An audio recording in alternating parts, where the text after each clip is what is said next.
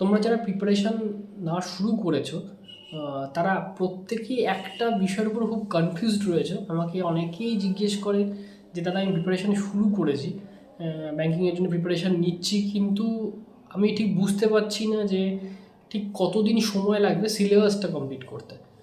তো এই বিষয়টা যেহেতু আমার কাছে বহুবার এই একই প্রশ্ন তোমরা করে থাকো, তাই জন্য আজকে আমি এই ভিডিওটা বানাচ্ছি। তো দেখো, সর্বপ্রথমে যে বিষয়টা নিয়ে বলার কথা তোমাকে, যে তোমাদের এই ব্যাঙ্কিং এক্সামের যে যে দুটো স্টেপ রয়েছে, প্রিলিমিনারি এবং মেন্স, ক্লারিক্যালের ক্ষেত্রে দুটো স্টেপ এবং মেন্স অফিসার লেভেলের এক্সামগুলোর ক্ষেত্রে সেক্ষেত্রে কিন্তু এই দুটো স্টেপ বাদ দিয়েও ইন্টারভিউর জায়গাটা রয়েছে। তো এই প্রিলিমিনারি এবং মেন্সের যে সাবজেক্টগুলো পড়তে হয়, তোমরা জানো প্রত্যেকে যে প্রিলিমিনারিতে মূলত তিনটে সাবজেক্ট রয়েছে, কোয়ান্টিটিভ অ্যাপটিটিউড, রিজনিং এবং ইংলিশ। এবং মেন্সের ক্ষেত্রে এই তিনটে সাবজেক্ট ছাড়াও জেনারেল অ্যাওয়ারনেসের পেপার তোমাদের সাথে অ্যাড হয়, এবং আরআরবি এক্সামের ক্ষেত্রে মানে রিজিওনাল রুরাল ব্যাংকের ক্ষেত্রে কিন্তু এই এই সমস্ত সাবজেক্টের সাথে কম্পিউটার অ্যাওয়ারনেসের পেপারটাও কিন্তু অ্যাড হয়। তো আজকের এই ভিডিওতে আমি তোমাদের সাথে আলোচনা করব যে তোমাদের সিলেবাসটা কমপ্লিট করতে ঠিক এক্স্যাক্টলি কতদিন টাইম লাগা উচিত। তো এই বিষয়টা নিয়ে আমি আলোচনা করব, তাই ভিডিওটা অবশ্যই শেষ অবধি দেখো। যারা চ্যানেলে নতুন তারা অবশ্যই চ্যানেলটিকে সাবস্ক্রাইব করে দিও, আর ভিডিও ভালো লাগলে অবশ্যই একটা লাইক করো। দেখো, এই তিনটে সাবজেক্টের কথাই প্রথমে বলছি প্রিলি লেভেলের। সেক্ষেত্রে তোমার রিজনিং, কোয়ান্টিটিভ অ্যাপটিটিউড এবং ইংলিশ, এই তিনটে সাবজেক্টের ক্ষেত্রে আমার মতে তোমরা যারা একদম নতুন বিগিনার তাদের ক্ষেত্রে 4 থেকে 5 মাসের মধ্যে তোমার কিন্তু সিলেবাসটা পুরোপুরি কমপ্লিট হয়ে যাওয়ার কথা। আমি বলবো না যে তুমি 4-5 মাসের মধ্যে তুমি এক্সামের জন্য ফুললি প্রিপেয়ার্ড হয়ে যাচ্ছ, সেটার কথা আমি বলছি না। আমি বলছি 4-5 মাসের মধ্যে তোমার সিলেবাসটা পুরোপুরিভাবে কমপ্লিট হয়ে যাওয়ার কথা, যদি তুমি ঠিকঠাকভাবে তুমি নিজেকে টাইম দিতে পারো। পড়াশোনা যদি তুমি ঠিকঠাকভাবে টাইম দিতে পারো, তাহলে এই 4-5 মাস কিন্তু তোমার জন্য এনাফ।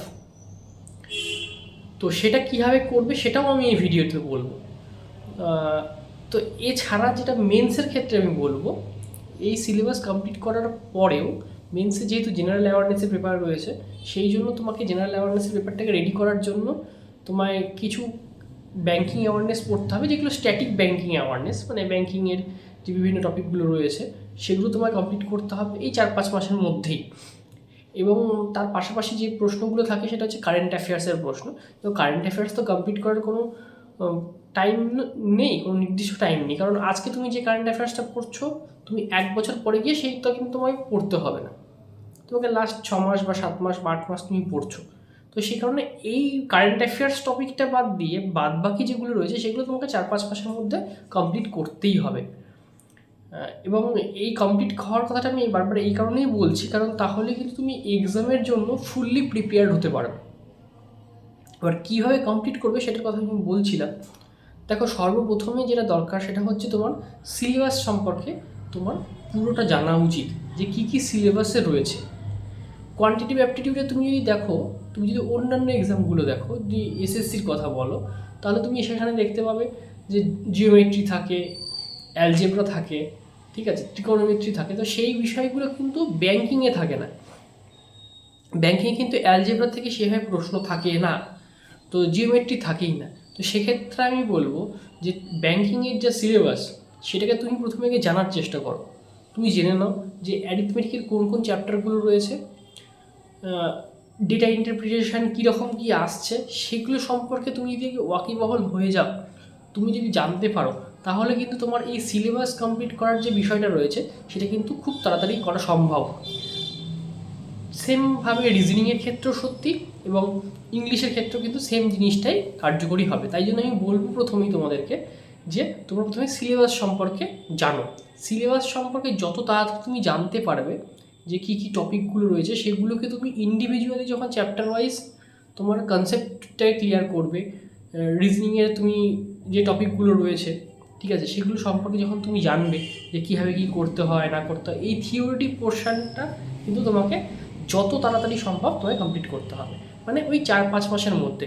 তাহলে একজন ক্যান্ডিডেট যে ব্যাঙ্কিংয়ের এক্সামিনেশান দিতে চলেছে, তার কাছে কিন্তু এই 4 থেকে 5 মাস খুব ভাইটাল, এবং তার এই 4-5 মাসের মধ্যে মানে বেসটাকে এমনভাবে ইমপ্রুভ করা উচিত যাতে তার যখন প্র্যাকটিসটা যখন শুরু হবে, কারণ শুধুমাত্র তুমি সিলেবাসটা কমপ্লিট করলে, তুমি জেনে গেলে কী কী পড়তে হবে এইটা দিয়েই তো তুমি এক্সাম ক্র্যাক করতে পারবে না।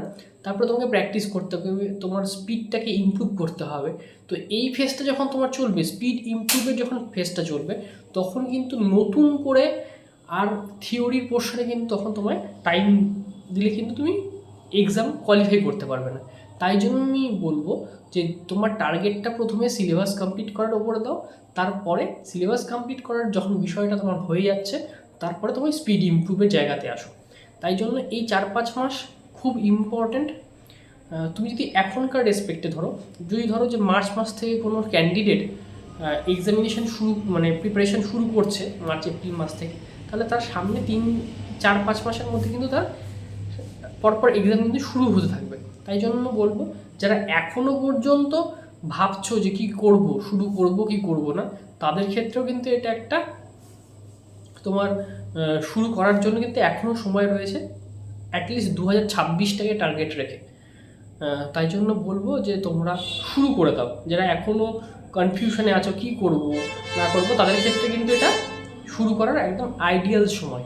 তাই জন্য কোনো দিকে না তাকিয়ে প্রথমে সিলেবাসটি কমপ্লিট করার জন্য সিলেবাস জানো এবং তারপরে তোমাদের প্রিপারেশনটা শুরু করে দাও। তো আজকের ভিডিওটা এই পর্যন্তই। আজকের এই ছোট্ট ভিডিওটার মাধ্যমে তোমাদেরকে আশা করি তোমাদের যে বেসিক প্রশ্নটা যেটা থাকে তোমাদের, সেটাকে ক্লিয়ার করতে পেরেছি। তো এই পর্যন্তই ভিডিওটা। যারা চ্যানেলে নতুন তারা অবশ্যই চ্যানেলটিকে সাবস্ক্রাইব করে দিও, আর ভিডিও ভালো লাগলে অবশ্যই একটা লাইক করো। দেখা হচ্ছে নেক্সট ভিডিওতে।